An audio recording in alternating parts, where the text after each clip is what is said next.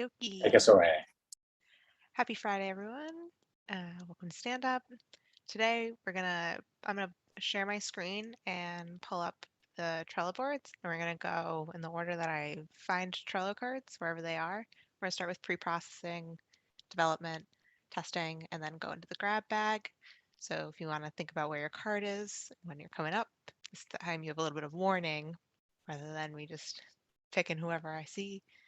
And we'll move things around if they need to be moved and take a moment to do that. And after we do our updates, Joelle's going to do a demo of the pretrial memo. Yeah, okay, great. Anything? And oh, also just if when I share my screen, you can like change Zoom so you can see like half and half so we can still see all of our colleagues.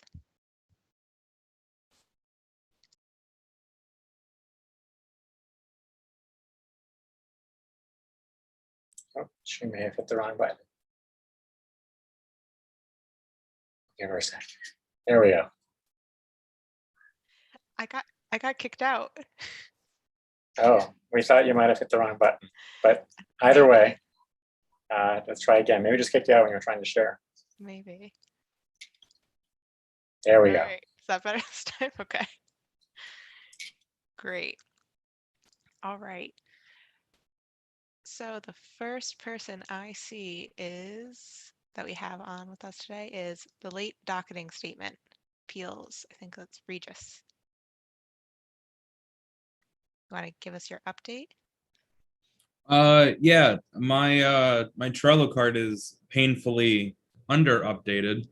I was trying to run through it today to update some things and then got distracted and started working on other things.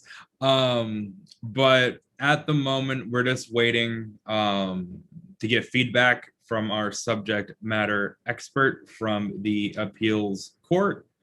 Mostly just, I imagine, in terms of flow of the interview and some of the language that we're using. So the card should definitely not be here anymore. Okay. But yeah. All right. So let's move you. It sounds like you're in development and you are in the review with SME stage. Does that sound correct?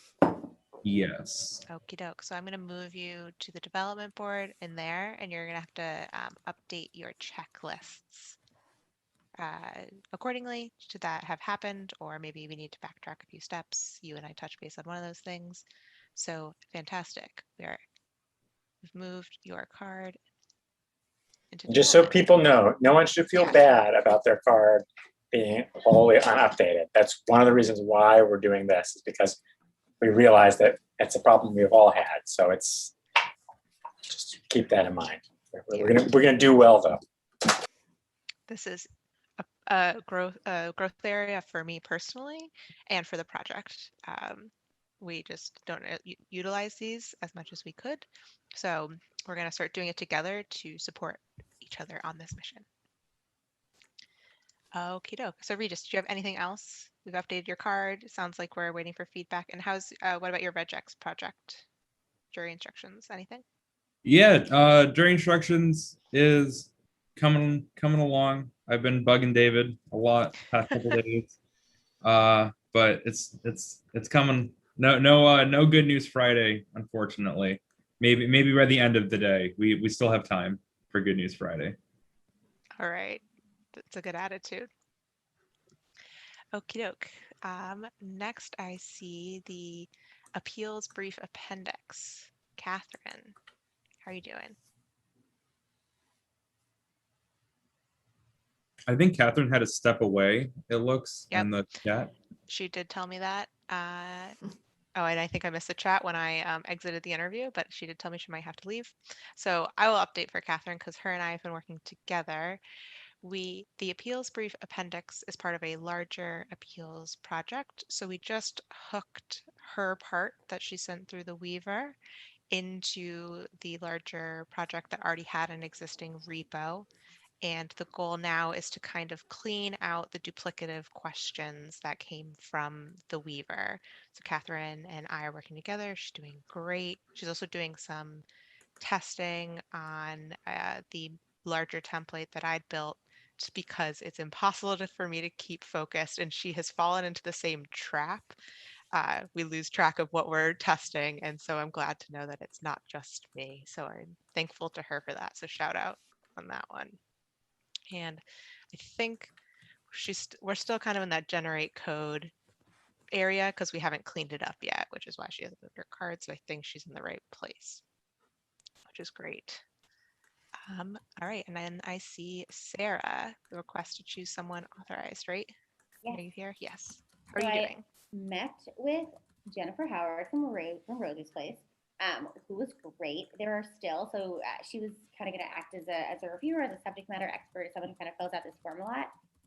She also had some questions, so I think I'm going to do a second kind of visit to DTA. She's going to see if she can find me somebody there, but I also was like, I'll track somebody down. I'll probably just send an email, see if I can talk to someone, just for some of like the weird, like not nitpicky stuff, but like what, do you want this phone number from everyone? Do you want it just for this one option? So a few things that she was confused about as well. So I told her I would loop her in, and when I got the answers, but good progress there. I'm going to go through and make some of the changes that she suggested, try and get in touch with DTA.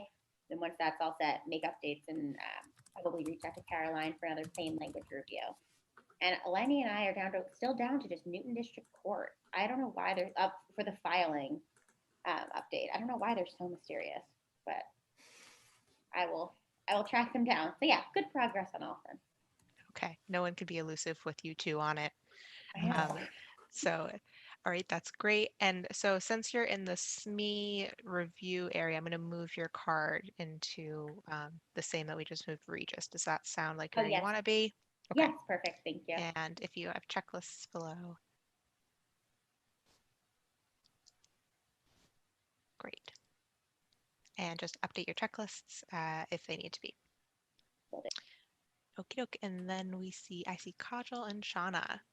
Complaint to establish paternity. How are you two doing? Yeah, we are doing well. We have, I think, just 2 more issues left that we're working on, and then we will be pretty much done with all the SME changes we're supposed to make. Okay, so you have reviewed with your SME, but you're also still making changes. So do you want to stay in the, where are we? The code interview, because you're still making a lot of structural changes and it hasn't been like your official SME review. Do you feel that's where you still are? Okay, great, perfect. Great progress, you too. And then child support answer. Is this us? No, this is older one. It's us. Oh, it You and is? me. Oh, That's you yeah, and you and me. me. Caroline, yeah, now it's you and me as of last night. Yeah, that's yeah. Caroline, I don't know if you have any updates. I did talk to Mia, and she doesn't feel like this is the right form for her project, but that doesn't mean that we can't start working on this. Oh, okay. Does she not want to do any child support, or she just doesn't want to do the answer? She thinks it's too much of an undertaking for what she is looking to accomplish for her final. She needs something that's a little bit Shorter. Smaller scope. Okay. Yeah. All this right. Well, then one's- she definitely can't take on the others. So Yeah, never mind that yeah. one. Okay. What about the subpoena articles? Tell me about the speed Pages. articles. Okay, so we've just finished a whole section on mass legal help. I'm not sure if it's live because Katie Milton is doing subpoenas, but I mean, she's doing the samples. So the articles are written. Maybe Mia might like to do one of those, or at least she could do one subpoena. There are 2 different subpoenas. I don't know if that's too much, but it's not, I don't think it's too complicated. Okay. If it could like function as a standalone, has some fields and stuff, Mia might be more interested. Yeah. Converting the child support answer from the A2J or A2J author, Mhm. it's too long for what she'll be able to get done for Yeah, her class I one. understand that. Yeah. But Mhm. yeah, if you have some that you want to send along and offer those to Mia, she's also on Teams if you want to talk to her directly, Okay. or you can do a group chat. Okay. All right. Okay. And then we've got the pretrial memo housing, which is Joelle. You're gonna do a demo, but you have an update before. Hello. Just update is I am waiting to meet on with Quentin, and I think my meeting with him will be very valuable because Caroline and I couldn't find anything about this on Mass Legal Help. So reviewing it with SME is going to be very, very helpful. That's all. Okey-doke. Great. Right, Demo we to weren't, so we're not actually sure if this is something that pro se people do. So I was gonna ask some housing attorneys, but they didn't have time this morning, so, but that's something we want to check in, but Quentin will know the answer, yeah. Sorry, Joelle. No. Okey-doke. All right, well, we might have to approach it a little bit differently depending on that answer, but otherwise we'll just continue on until we get told differently. Mhm. And looking forward to your demo, Joelle. Okay. The statement of housing conditions, that's old, or Quentin's working on. This is the card for the appeals court brief in general, but really this is what I'd been working on service that Catherine was helping with. So very little update. It's got some stuff that could be incorporated to the other appeals forms out there as kind of an MVP plus, so that filling out service information and the other parties and any attorneys could be a little bit easier on everyone. Quentin is not here. Pretrial memo divorce. This is Kate. She's not here. Yoke. Looking for ones that we're doing live. Who am I missing? Ryan, do you know where your card is? Yeah, Here. it's right there. Thank you. And how are you doing? What's your update? We are doing well. Can everyone hear me all right? I was having some mic issues. Okay, perfect. So we worked this week and finalized, we think for now at least, the interview as a whole. We finished up our last issue, which was like applying a list, like data intake structure to our guardian non-assenting explanation box. It was like a super specific thing, but we got it working. We're still in the SME like card tab because we're kind of just waiting for some minor answers from our SME that she said she was going to get back to us with, but we're pretty much right on the verge of plain language review, we think. So I don't mean to put anyone on the spot, but Caroline or Lenny, if you have like not too much on your plate and some extra time next week, we would love to have one of you like take a look through our interview and give us some feedback on the plain language stuff. But I think Monday Donna and I will try to finalize our like next steps document that's appearing at the end of the interview and make sure that that's in as good working order as we think we can get it before you guys do the plain language stuff. But looking forward, I think plain language is our next step. Ryan, can you send me an invitation roughly for Thursday or Friday? That's when I usually have time to do stuff. Yeah, sure. By invitation, you mean like Teams call or something, or just like a reminder? Just send me something. Pretty much I'm pretty free Thursday and Friday next week. Okay. So Do you want that let as a me just- calendar invite, or I think Ryan was curious about modality? Yeah. Like Yeah, an email calendar invite would be great. Yeah. Okay. I'll go right into my calendar. Perfect. Yeah. That's good. Thank you. Okay. And just for Eleni, just so you know, I had mentioned to some of the teams that you've been doing plain language review, so you might be a good person to ask if you would do an initial review, just to catch those things that our eyes glaze over. Since you're starting to work on those, you would be a great person to reach out for help for those things. Oh yeah, you could do Lenny first and then do me.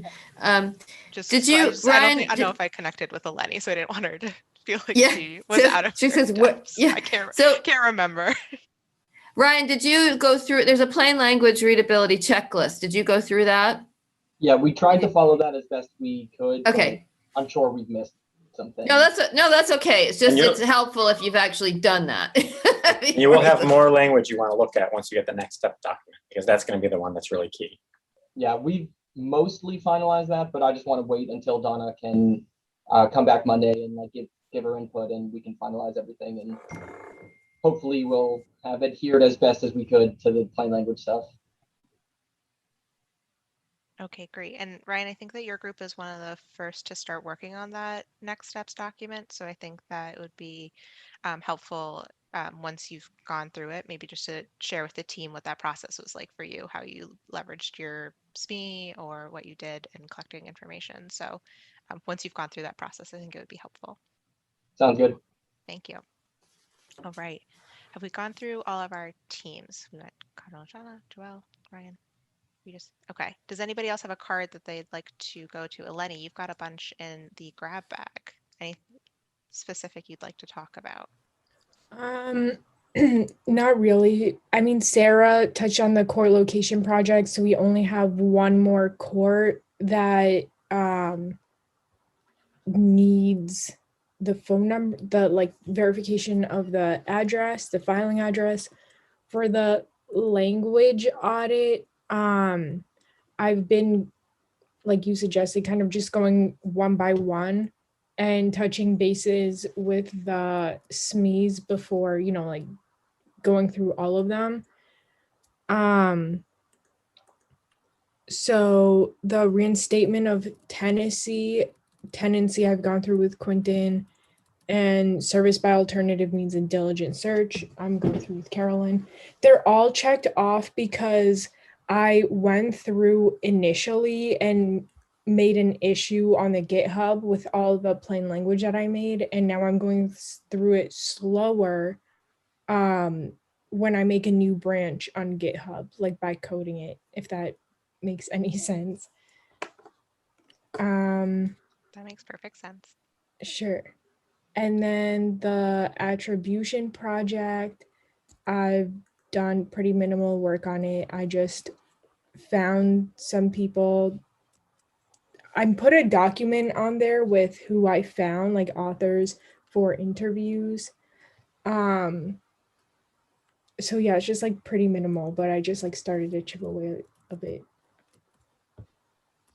Okay. It sounds like you got your hands in a little bit of everything. The court location project should be wrapping up soon, so that's really exciting. And just let us know if you need any support on any of this.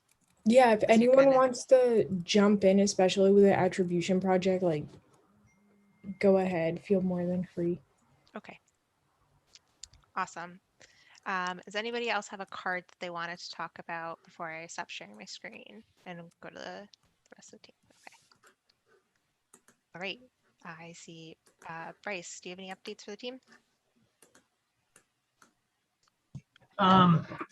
Not really, no. I did a quick sort of demo presentation to David, you, and Michelle, just of how the proxy's going, and got some good feedback on how that will work. And I am like, I want to say wrapping up like the Jefferson Parish stuff now. Like I've set it up so the interview is a little bit nicer when it integrates with e-filing, and am currently writing the like webhook callback so Jefferson Parish can let people know like your case was accepted, your case was rejected, and for what reasons and stuff. But I don't think, but it will be very like rough and not super polished. But at least just want to put a pin in that, and it will be finished by today, pretty much. Then I can shift to doing some Tyler stuff again. That's it. Okay. Very exciting. Lots of progress. David, how are you doing? Got anything to share? He's muted. Does he need a minute? Yep, I just was saying I needed to unmute. That was what I was saying. But doing reasonably well. Nothing to report. Okie doke. Michelle? Anything? Good progress on org secrets. It has messed up everything else. The overlap and the Venn diagrams of like org secret permissions and repos secret permissions and repo push permissions, and like it just so I just have to get it to go through all the paths so that it can actually go through every single path, and then we'll write tests for all of it, and then I won't have to do it by hand ever again. We need to pick a sacrificial repo. I can just make that one of my repos, maybe 2 repos. It doesn't matter. The important thing is good progress. And when one of, or when whoever of you wants to get on that card and message me about trying out the interview. I have a friend who a colleague on a different project actually, who's interested in doing kind of an observation of that if the schedules line up for kind of a user research angle on the tool. So So we're if still that looking sounds for exciting to anyone, volunteers. still looking for volunteers, yeah. Okay, and to give a little encouragement, I was a volunteer for Michelle, and it's actually really fun. You see some really different side of what we've been building, and it's a sneak peek into what's coming. So encouragement across the board, but not pressure. Oh, Caroline, also one more yeah. thing. I made a pull request for tests for the 209A, the first kind of simple test that goes all the way through from end to end, based on the version, that was there, I assume just before it was sent out for translations. So I don't know, I don't think Quentin's in this week, but I put you on it too, Caroline, if that's something you have time for, is just to double check kind of that the variables line up with what the PDF outputs. So the variables I put and what the PDF outputs are the right things, and then that test has passed and it can be merged in.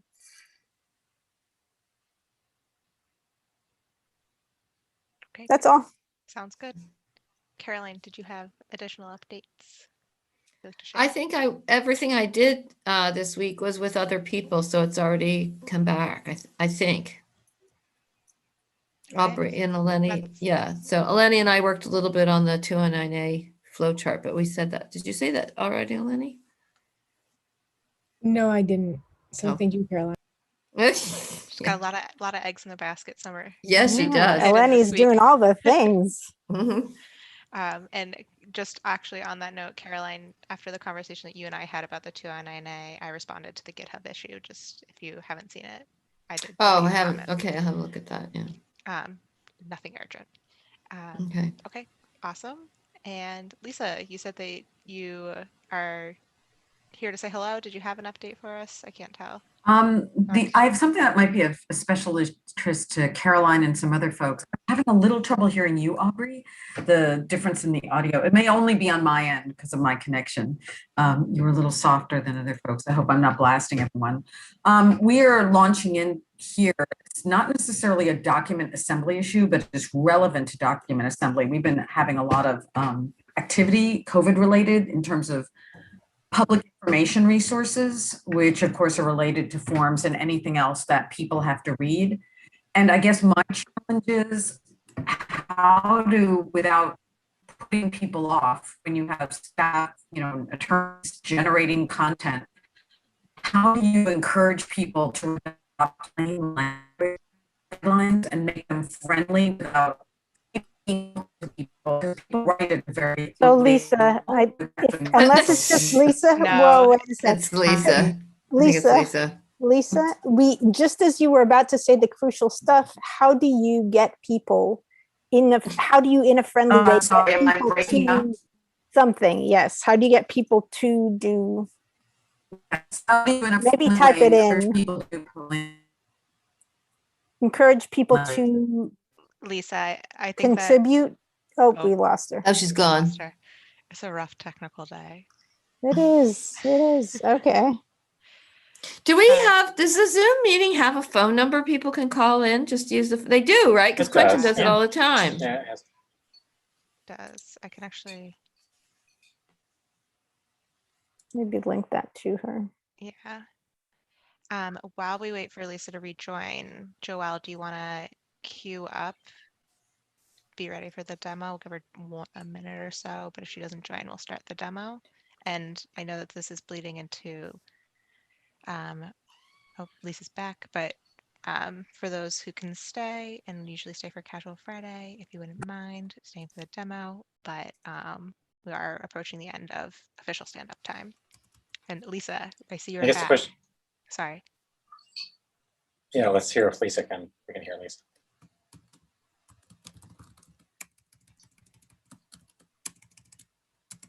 maybe not. Yeah. Then my question was going to be whether or not we should stop recording and do a separate recording for the demo, or we should consider it part of. I think we can keep it. We typically have kept it, and I am actually right in the description of the video that there's a demo at the end, whenever it is, if that's All right, okay then. with Joelle, That- who will need to go find it. Okay. All right. And then please remember, as you're providing the demo, if anything escapes onto your screen that you do not want for public consumption, please note it at the time so that we can go back and scrub. But note it in where it is without saying it out loud. So don't like read out because we're just gonna blur things. So don't like read out your phone number. It's like, oh. All right. I think Lisa is back. Sorry, guys. As soon as I try to use the Zoom, Maybe we can give you a number to call, but yeah. Oh, Yeah, I sent you the telephone number for in the future on Teams. Thanks. I could do that too, because if I'm not going to use the video. But anyway, it was a basic plain language query. How do you get others to adopt plain language standards without putting them off? And use quick how-tos. I know the tricks of the trade I use, but it's kind of a sensitive issue because anything that comes to talking about folks writing is extremely, I'm sure Caroline knows, extremely touchy, when even though it's not insulting to people, like basically you're saying you're writing at a much more elevated level, and how do we bring this to a more universal level without losing meaning? So you probably moved beyond that already. We don't have the attorneys write the copy, generally. That's probably the best. Well, Lisa, are you having problems are you saying that you're having problems telling them in a friendly way they're not writing at a 7th grade level, or are you having problems explaining to them why they need to write at a 4th to 6th grade level? I think I haven't launched into this yet. Folks are trying not to overwhelm attorneys. I think we haven't had a firm-wide,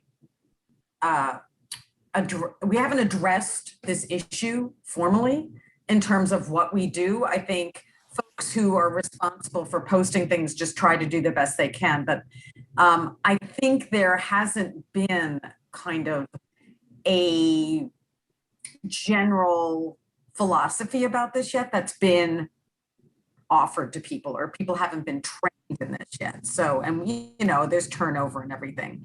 So it's sensitive, and I have just been launched into a project where I'm going to be on the receiving end of a lot of stuff written by attorneys that will have to go out there.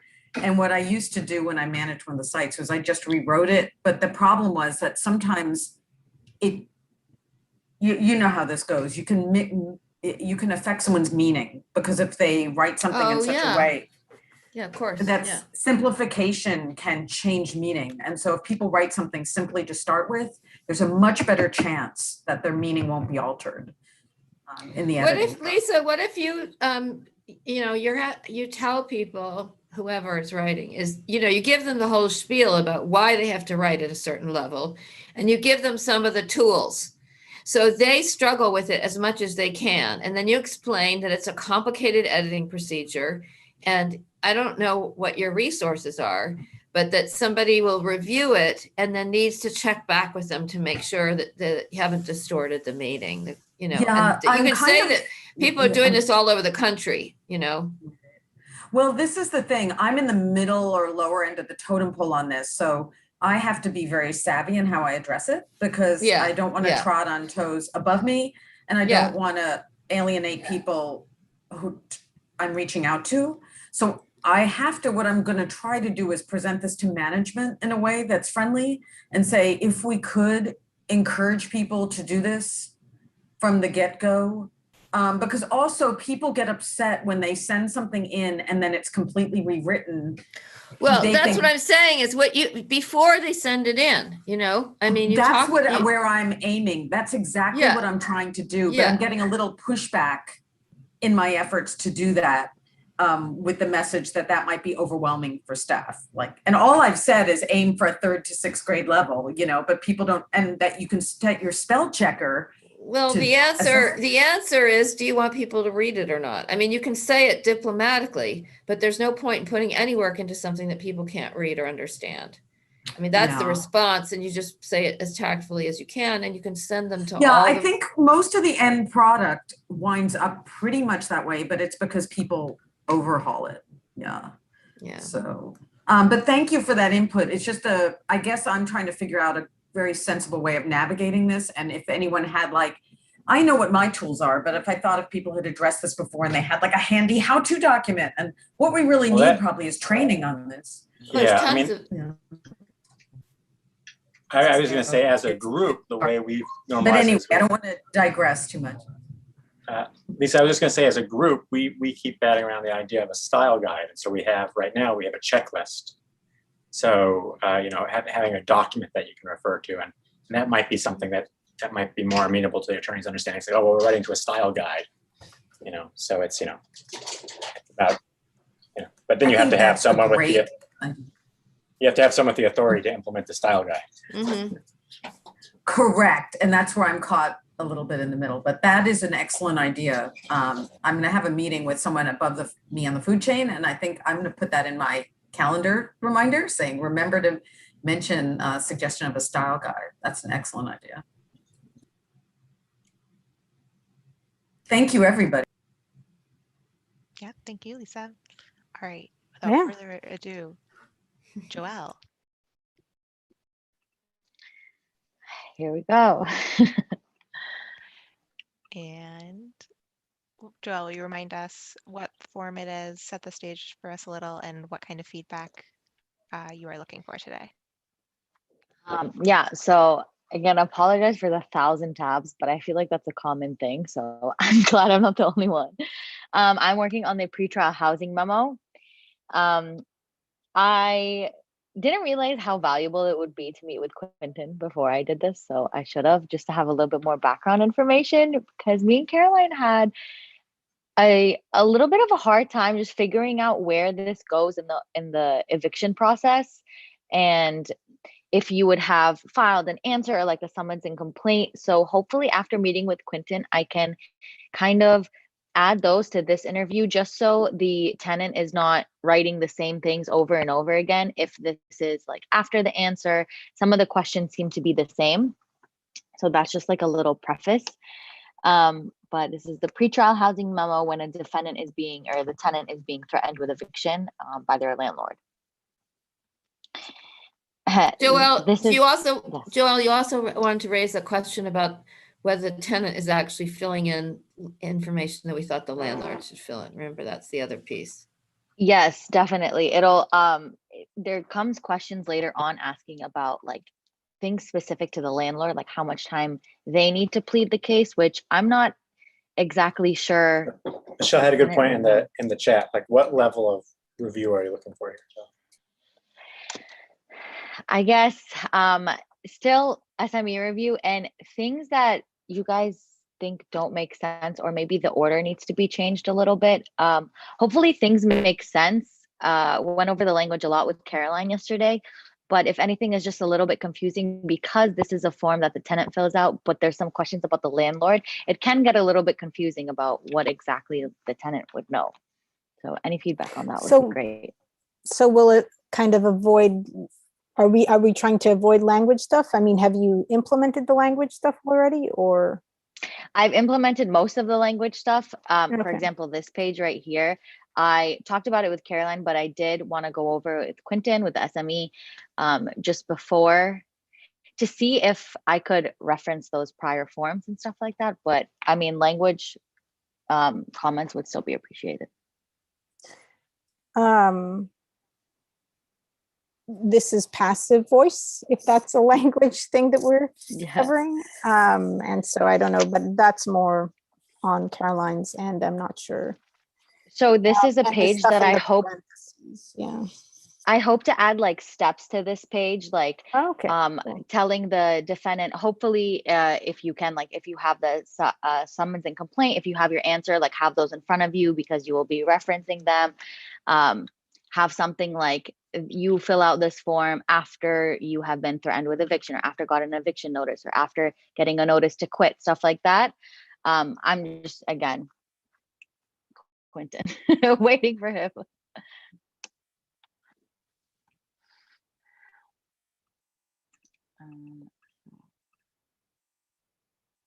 This is just in the case that there are 2 tenants that are being threatened with eviction.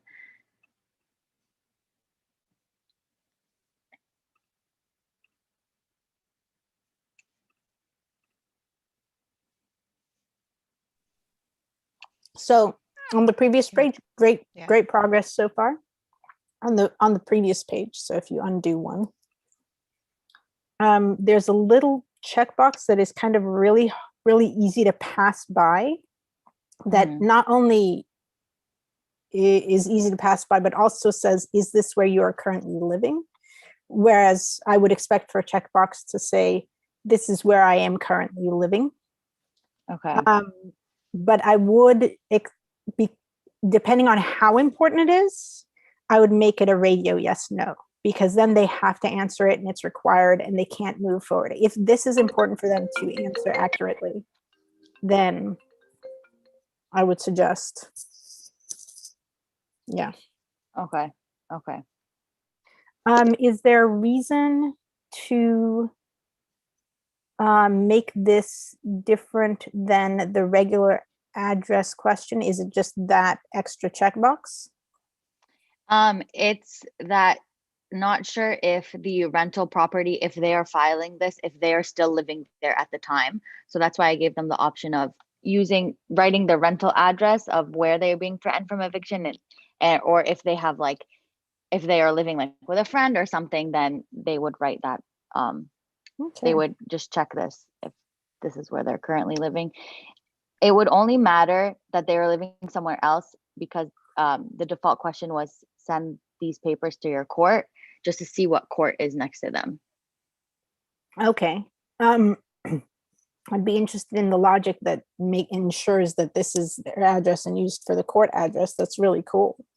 And like, I think that's an interesting piece of logic to share with people, because I just think that's a neat thing to do.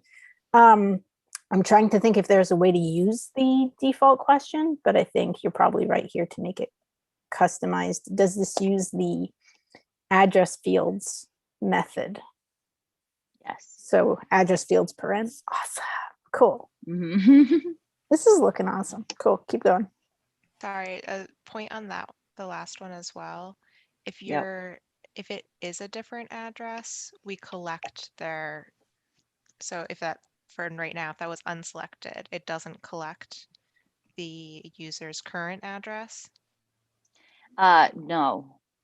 And okay, I think we would want it, even though right now it's using it for the court selector, but for filing purposes, if the court's going to send them something, we might want, and this is not a question that I know the answer to, but I think we might want to know where the court can mail them papers. I think that's right. That was the question, but I think that we'll have to take a deeper look at the code for that. But if you want to make a GitHub issue to ensure that the user address is defined no matter what, like your user0.address is defined no matter what. But because if it's where they're currently living, you set them equal or something else. But yeah, okay. Okay. Fine.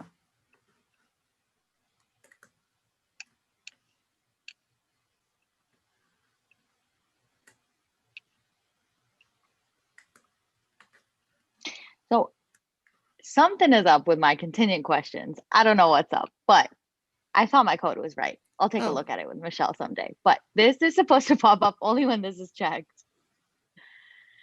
And current market value, I think that's a weird question to ask a tenant.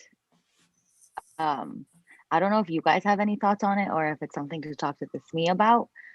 But I'm also not sure if this would be like the rental value or the buying value. I'm not sure. That's definitely an SME question. I'm gonna point out that the checkbox, again, if it is important, then it probably should be yes, no. And if it's gonna be a checkbox, then it should say, I have a lease, right? Yep. But I think, you know, another question for user, some maybe not MVP, for like a future version is, do people know if they have a lease? I assume they do, but like, is that language they're familiar with? Okay.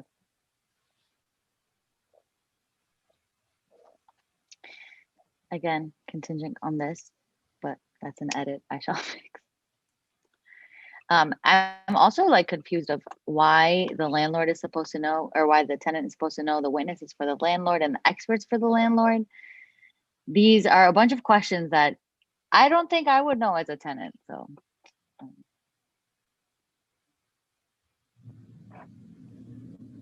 Joelle, could we go back a page? yes. I don't know if other people have an opinion, but I think this is a lot for one page, and maybe you'd want to split Okay. it for maybe landlord, witness, and experts, and tenant with witness and experts, just from a visual. It's a lot to be typing on the page. If it got refreshed, you could potentially lose a lot. Okay. Things like that. And Okay. if like, I think an interesting SME question is like, do you have to say which of them are experts? Because if so, Yeah. you need a totally different interaction where you list out people one at a time and ask about if they're an expert. I And don't think again, you- the checkbox, Yeah. you know, should say, because I was looking above and I was like, witnesses, is that are any of them experts about witnesses, or is it about experts for the landlord? So it would just be like, are any of the, some of these witnesses are experts or something, but it's a confusing, that might need some work, but yeah. Yeah. This is a challenging interview. And I also just want to give Joelle credit that she picked this one up in the middle. somebody so else, yeah. She's Oh, no working, way. Oh, right. She is working through it in a different way than some of the students are used to, which is a challenge just to understand somebody else's code. So props. Thank you. I usually have random answers or letters, but I'm going to try to write them out. Now this makes me think that this might be a lot as well. Also, these are legal terms like issues of law, issues of fact. I don't know that the tenant would necessarily like know what an issue of law is. I try to do these little hints, like whether you paid rent, just as examples so that they can go off them. But I'm not too sure if that's explanatory enough. Yeah, so I think you're, well, I think you're gonna get a lot from your conversation with Quentin. I also think you could look at, we have some appeals court forums that ask some similar questions that might help you, give you some ideas. Barbara, can you think of which appeals forum would be the most structured like this? If you can't, that's fine. No, but I can look through them really fast for you, Joelle, and send one. I spend lots of time in the basic idea being that they ask for things like, sort of what is the issue you're trying to, so some more structure I think will be helpful. And I think this is going to be like a situation where we want to pick the MVP very carefully so that it doesn't go past MVP and it doesn't become so much, but also take note of version 2, what could this be, right? In the next iteration. The things that I think you'll see in the appeals version now are simple things like not all of these on one screen. So they're each their own screen. And then instead of having the explanation hidden in the green, since you only have one on a screen, you can give the explanation there. And then maybe you can provide an example. So it's all visible as you're getting at it. So just breaking it down so that they're more digestible. But I mean, they're broken down here, but you see them all. And the default is probably think, oh, well, I can just do a little bit here, a little bit here. But if they're one-on-one, then they can each get the time and attention they deserve. Joelle, Bryce just put a link to the appeals form in the chat. Yeah. Oh, very good. It's the motion to state general. I don't know what that's called on like the production server, but you can always just like pull that into your playground and run it, and it would be a good example. Thank you.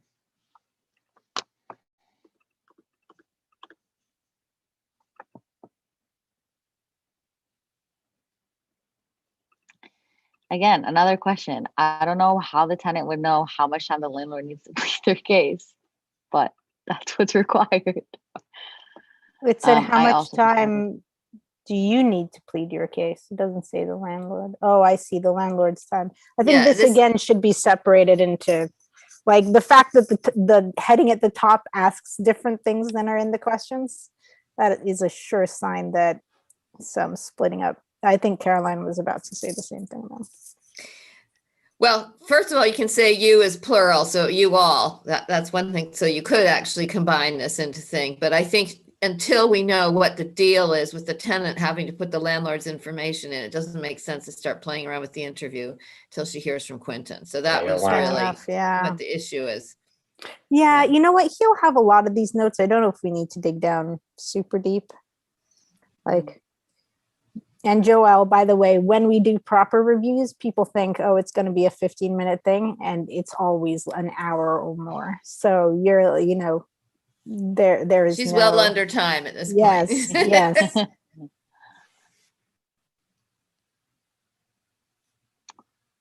um,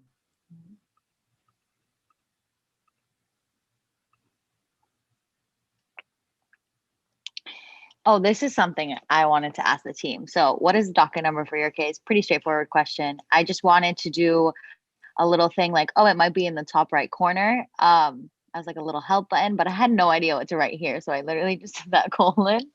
I don't want to write docket number again. That's extremely repetitive. I don't know if you guys have Sure, any but you thoughts. can do a description and then just have a no label. A way to avoid having a Okay. label is no label, but do a sub question that describes the stuff that you have in the green, you know, help thing. Do a Mhm. sub question Mhm. instead. Because what you really, the help things are helpful, but they're also hidden information. So if you Mhm. want to make sure that people see it, one of the reasons you do that, you do the help, is because you don't want too much information in the sub question so that people have a lot to read. But in this case, the reason you can put it in the sub question is it's helpful. Nobody's going to miss it unless they just don't read the page. But if it's in the help, no matter what you put in the label, there's going to be a lot of people just won't click it and read it. So you might as well just put it in the sub question. Okay. I had two other quick things. Do you have an example of that summons form that would and show where you could just have like a screenshot of the top half of the form and like circle it, Show like it. it's going to be like right here. So I that- don't have a copy. Well, that was the question: is what have they seen so far? So we don't know if it's Yeah. we don't know what I court forms they've already received. Okay. So don't know. So we're at a very bizarre spot since Joel hasn't had the time to sit down with SME to get the context of a lot of this. I think our we can give general guidance and thoughts about things, but I don't think we're going to be able to get to the Sure, yeah, that makes sense. The only other thing I was going to do is instead of having like that like ghost default text in the middle, because it kind of looks like it's filled in, like if you're just glancing through really quick, I would move that up to also the description with like the other help stuff that you move up there. And then also Good idea. Yeah. instead of like a blank, like I'm assuming 000 YY is supposed to be a year and like all the underscores are supposed to be actual numbers and letters, I would get an actual like real maybe not like a real docket number, but like something that looks more like a real docket number as opposed to something that has like blanks or not real numbers. Because if they might look for the YY and people might think, oh, is there YY supposed to be there, or is it supposed to be the year or something like that? It's Okay. pretty And confusing. you'll also want to talk with Quentin to make sure that, and you'll get this when you get the document too, but these matters can be heard in different courts and they have different structures for their docket numbers. So it might be that you Okay. don't want to get as specific as that. Okay. To just add a general guideline for these kinds of hints or placeholders, whatever you want to call them in different domains, but it's good to have them. They're useful to have them there, but to have them be the only source of that information isn't as great, because as soon as someone clicks in there, they disappear. So, you know, if you have them, you want to also have them in the text of whatever it is you're showing. Well, you don't. I think in general, you don't want to have them. You don't want them appearing in a box. That's in general, you don't do that anymore. Because people get really confused when you have this sort of ghost text in there. So it's really Okay. better to put it, yeah. Go with what Caroline says then, yeah. Yeah.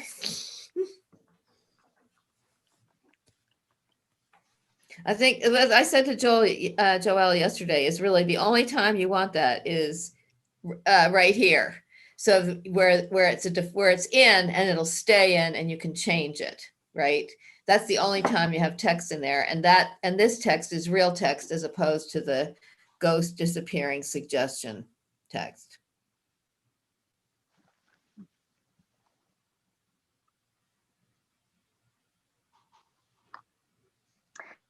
Not sure if this might be a good place to put in where they are currently residing for contact information if the court needs to send them forms, or if I should have that as another question. What do you guys think?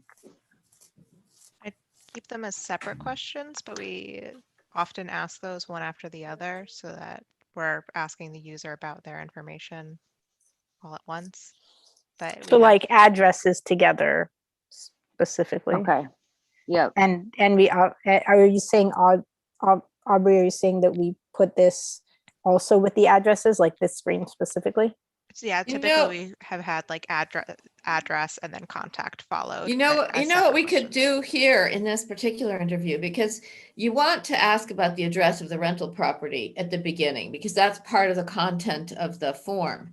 And what you could do is then talk about contact information. You can say, you said your address, you said the rental address is such and such. Is that where the court should send papers? Right? So you can feed back to them, and there you're getting your yes, no, or and if they say no, then you get another address. But then you've split that up, and the address questions appear where they where it makes sense to appear. So the address of the rental property is close to the beginning, where you're talking about what you're going to put in, and it's close to the contact information at the end. Cool. Okay. Cool.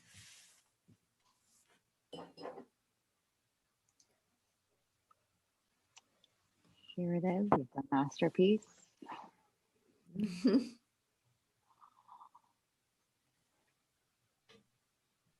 Beautiful.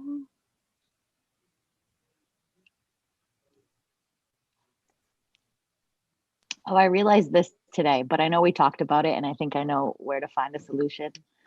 So, yeah. What is that?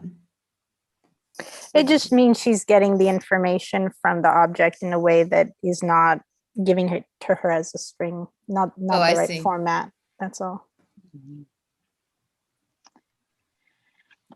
So it's just got some extra syntax around. Is that what's happening?